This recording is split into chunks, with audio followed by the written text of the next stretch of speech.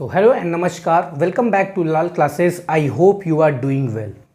आज के वीडियो में ग्रामर बेसिक टू एडवांस में हम रेसिप्रोकल प्रोनाउन की बात करेंगे। रेसिप्रोकल प्रोनाउन ये हमारी अगर हेडिंग देखें तो दो वर्ड से बनी हुई है, एक है रेसिप्रोकल और दूसरा है प्रोनाउन। जैसा कि हम प्रोनाउन जानते हैं ये हमारी पार्ट्स ऑफ स्पीच होती है और रेसिप्रोकल क्या है इसको आज हम जानेंगे। तो मोटा मोटा रेसिप्रोकल प्रोनाउन पूरा क्या होता है, कैसे सेंटेंस में यूज़ होता है और इसका मतलब क्या क्या होता है और कहाँ पर कब और किस सिचुएशन में इसको यूज़ किया जाता है, इसके बारे में आज हम बात करेंगे। तो रेसिप्रोकल का अगर आप सरल भाषा में मतलब समझें तो इसका मतलब होता है म्यूचुअल। यदि हम दो लोग की बात करें, उनमें कोई भी चीज़ अगर ऐसी चीज़ कुछ म्यूचुअल रिलेशनशिप बन रही होगी और उसी के लिए अगर हम कोई सेंटेंस में प्रोनाउन का यूज़ करते हैं, जब म्यूचुअल रिलेशनशिप बनाते हुए, इसका मतलब कि ए और बी दो लोग हैं और ए भी एक चीज़ चाह रहा है, बी भी वही चीज़ चाह रहा है, तो यहाँ पर म्यूचुअल रिलेशनशिप ये है कि दोनों एक ही चीज़ को चाह रहे हैं। तो जब हम इसके लिए कोई प्रोनाउन को यूज़ करते हैं तो उस प्रोनाउन को हम कहते हैं reciprocal pronoun. It is used when two participants are in a mutual relationship। इसका प्रयोग किया जाता है जब दो पार्टिसिपेंट्स एक म्यूचुअल रिलेशनशिप में होते हैं, यानी कि ए और बी। अब ए और बी हैं, ए बी से घृणा करता है, बी ए को घृणा करता है। तो यदि आप इनके बीच में एक म्यूचुअल वाली कोई चीज़ देखना चाहेंगे तो इसमें होगी घृणा करना। तो अब आप देख रहे होंगे कि इन दोनों में म्यूचुअल रिलेशनशिप बन रही है और वो सिर्फ घृणा की वजह से बन रही है। और जब हम इसके लिए सेंटेंस के फॉलो अप में कोई भी प्रोनाउन को यूज़ करते हैं तो उस प्रोनाउन को रेसिप्रोकल प्रोनाउन कहते हैं। रेसिप्रोकल प्रोनाउन दो होती हैं, यानी कि हम दो वर्ड को यूज़ करते हैं इसमें, ईच अदर और वन अनदर। ईच अदर और वन अनदर, देखिए ईच और अदर ये अलग अलग वर्ड है। अब इससे पहले मैं समझाता हूँ कंपाउंड। कंपाउंड मतलब आप जानते हैं कि जब दो चीज़ मिल के कोई एक चीज़ को बनाया जाता है तो उसे हम कहते हैं कंपाउंड। तो यहाँ पर आप देखेंगे ईच एक वर्ड है और अदर दूसरा वर्ड है। ईच अदर को जब हमने मिला के बनाया तो इसे कहते हैं कंपाउंड प्रोनाउन। और कंपाउंड प्रोनाउन ऐसे प्रोनाउन होते हैं जिनके बीच में हम कोई भी वर्ड्स का यूज़ नहीं करते हैं, यानी कि अगर ईच और अदर के बीच में कोई और वर्ड यूज़ कर देंगे तो ये कंपाउंड प्रोनाउन तो बनेंगे नहीं। तो ईच और अदर के बीच में ना ही कोई प्रीपोजिशन आती है और ना ही कोई वर्ब आती है जो इसको ईच को या अदर को और दूसरा वन या अनदर को सेपरेट करे। अब ईच अदर तब यूज़ होता है जब ये दो के लिए यूज़ हो, और वन अनदर यानी कि दो से ज़्यादा के लिए जब हमको कोई रेसिप्रोकल प्रोनाउन का यूज़ करना है तो उसके लिए हम वन और अनदर का यूज़ करते हैं। अब ये सेंटेंस को हम बाद में समझेंगे, पहले हम यहाँ समझ लेते हैं। यहाँ पर लिखा हुआ है the two man hate each other और दूसरा सेंटेंस है दे चीटेड वन अनदर।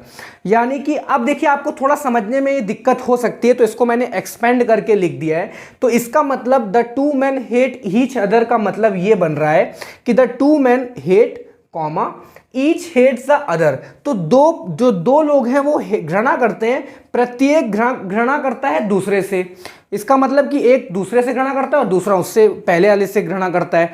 तो अगर आप देखें कि ईच हेट्स द अदर, तो आपको यहाँ पर एक्सपेंशन, जब मैंने इसको एक्सपेंड किया सरल भाषा में लिखा तो आपको समझ में आ गया। और हमने देखा कि कंपाउंड प्रोनाउन यानी कि रेसिप्रोकल प्रोनाउन ऐसे प्रोनाउन होते हैं जिनके बीच में हम कोई भी वर्ड्स को, कोई भी प्रीपोजिशन को लाके सेपरेट नहीं कर सकते, यानी कि ये हेट्स और दा को हमको हटाना पड़ेगा ताकि ईच अदर एक साथ आए। तो ये आप देखेंगे कि the two man hate each other, ये बिल्कुल सटीक बैठता है, ये बिल्कुल सटीक रेसिप्रोकल प्रोनाउन आप कह सकते हैं। क्यों? क्योंकि यहाँ पर लिखा है the two man hate each other और ईच और अदर ये कंपाउंड प्रोनाउन है, इसके बीच में हम कोई भी ऐसा वर्ड यूज नहीं कर सकते कि जिससे कि ईच और अदर सेपरेट हो जाए। तो ईच अदर बिल्कुल सही यूज हुए हैं और इसी को ही हम रेसिप्रोकल प्रोनाउन कहते हैं। दूसरा है दे चीटेड वन अनदर, वो चीट करते हैं एक दूसरों को। अगर इसको एक्सपेंड करके लिखेंगे तो ये होगा दे चीटेड वन चीटेड अनदर। तो वो चीट करते हैं, हर एक चीट करता है दूसरे को। तो अब हम चीटेड तो हटाना पड़ेगा, क्यों? क्योंकि हमको कंपाउंड प्रोनाउन बनाना है। कंपाउंड प्रोनाउन तब बनेगा जब वन और अनदर एक साथ आएगा। तो इसका सटीक जो फॉर्मेट है वो ये होगा कि दे चीटेड वन अनदर। अब आपको समझ में आ गया होगा जब मैंने आपको सरल भाषा में इसको एक्सपेंड करके समझाया तो इसका मतलब क्या था, बट हम इसके बीच में कोई और वर्ड को नहीं ला सकते हैं, इसीलिए हमको वन अनदर और ईच अदर को एक साथ लिखना होगा। अब देख लेते हैं कि क्या ये रेसिप्रोकल प्रोनाउन की तरह यूज हुए।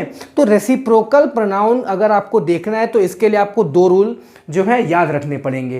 पहला रूल तो हमारा ये हो गया कि इनके बीच में ईच अदर और वन अनदर के बीच में कोई वर्ड नहीं आएगा। दूसरा रूल ये है कि सब्जेक्ट के ही अनुसार क्या ईच अदर या वन अनदर यूज हो रहा है, यानी कि सब्जेक्ट में अगर दो लोग की बात हो रही है तो हम ईच अदर का यूज करेंगे, और दो से ज्यादा की बात हो रही है तो वन अनदर का यूज करेंगे। और अगर आप इन दो रूल का ध्यान रखेंगे तो आप आराम से और आसानी से समझ जाएंगे कि रेसिप्रोकल प्रोनाउन होता क्या है। तो अगर हम देखें तो the two man hate each other, तो ईच अदर के बीच में कोई भी अलग से हमने वर्ड यूज नहीं किया है, तो इसका मतलब ये हुआ कि ये इसका पहला रूल जो है रेसिप्रोकल प्रोनाउन का वो लागू हो रहा है। दूसरा रूल देख लेते हैं, क्या ईच अदर जो हमारा इसमें सब्जेक्ट है उसके अनुसार आ रहा है। तो यहां पर लिखा है टू मैन, तो दो मैन की बात हो रही है, दो लोग की बात हो रही है, तो हमने पढ़ा कि each other it is used for two, तो यहां पर ईच अदर बिल्कुल सटीक बैठ रहा है। और जो मैंने दो रूल आपको बताए रेसिप्रोकल को याद रखने के लिए वो भी बिल्कुल यहां पर अप्लाई हो रहे हैं। इसका मतलब कि ये ईच अदर रेसिप्रोकल प्रोनाउन ही है, और म्यूचुअल रिलेशनशिप इनके बीच में ये बन रही है कि ये एक दूसरे को घृणा कर रहे हैं। तो दोनों के बीच में एक म्यूचुअल रिलेशनशिप ये है कि ये दोनों एक दूसरे को हेट कर रहे हैं। सेकेंड है दे चीटेड वन अनदर। अब दे चीटेड, वो एक दूसरे से चीट करते हैं। तो यहां पर भी आप देखेंगे तो एक चीज जो कॉमन ये म्यूचुअल चीज जो बन रही है वो ये है कि चीट करना। अब इसके लिए जो हमने वन अनदर यूज किया है, क्या ये सही है? तो पहला रूल देखें तो ये है कि इनके बीच में कोई वर्ड नहीं आना चाहिए, तो कोई वर्ड नहीं आया है, पहला रूल अप्लाई हो रहा है। दूसरा रूल ये है कि क्या वन अनदर सब्जेक्ट के अनुसार आया है, यानी कि वन अनदर तभी आएगा जब दो से ज्यादा लोग हों। तो दे यहां पर दो से ज्यादा लोग हैं, इसीलिए वन अनदर यहां पर बिल्कुल ठीक है। अब जो यहां पर हमने दो सेंटेंस को छोड़ा हुआ था उसको समझ लेते हैं। The brothers quarreled with each other. अब दोनों भाई एक दूसरे से लड़ रहे हैं, तो दो भाई की बात हो रही है, दो लोग की बात हो रही है। अब इनमें म्यूचुअल रिलेशनशिप ये कि लड़ रहे हैं दोनों एक दूसरे से, तो यहां पर जो ईच अदर आया ये रेसिप्रोकल प्रोनाउन कहेंगे, और ईच अदर के बीच में कोई भी वर्ड नहीं आया है, तो ये एक रूल अप्लाई हो रहा है। दूसरा रूल ये है कि क्या ईच अदर सेंटेंस में सब्जेक्ट के माध्यम से आया है कि उसके अनुसार आया हुआ है। तो द ब्रदर्स यहां पर दो लोग की बात हो रही है तो ईच अदर ही यूज होगा।